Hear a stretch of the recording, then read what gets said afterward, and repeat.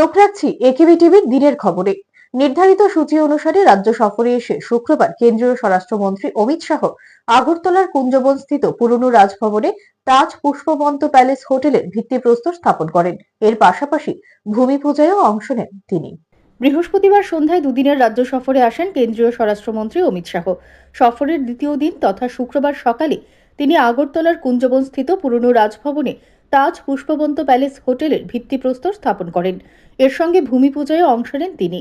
রাজ্যের মুখ্যমন্ত্রী ডক্টর মানিক সাহা ও তিপ্রামথা দলের সুপ্রিমো প্রদ্যুৎ কিশোর দেববর্মন এই ভূমি পূজায় অংশ নেন। এরপর অন্যান্য মন্ত্রী ও বিধায়কদের সঙ্গে নিয়ে প্রস্তাবিত হোটেলের ফলক উন্মোচন করেন কেন্দ্রীয় স্বরাষ্ট্রমন্ত্রী। এই ফলক উন্মোচন অনুষ্ঠানে উপস্থিত ছিলেন সাংসদ রাজীব ভট্টাচার্য সহ মন্ত্রী পরিষদের সদস্য ও বিধায়ক বিধায়িকারা।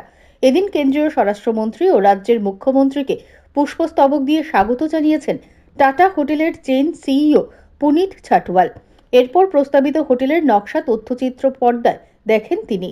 এদিন মন্ত্রী পরিষদ ছাড়াও মুখ্য সচিব, রাজ্য পুলিশের মহানির্দেশক সহ উচ্চপদস্থ আধিকারিকদের সঙ্গে সৌজন্য সাক্ষাৎ করেন কেন্দ্রীয় স্বরাষ্ট্রমন্ত্রী। কেন্দ্রীয় স্বরাষ্ট্রমন্ত্রীর রাজ্য সফরকে কেন্দ্র করে জোরদার করা হয়েছে নিরাপত্তা ব্যবস্থা। চোখ রাখুন একেবি টিভির আরো খবরে, সঙ্গে থাকুন।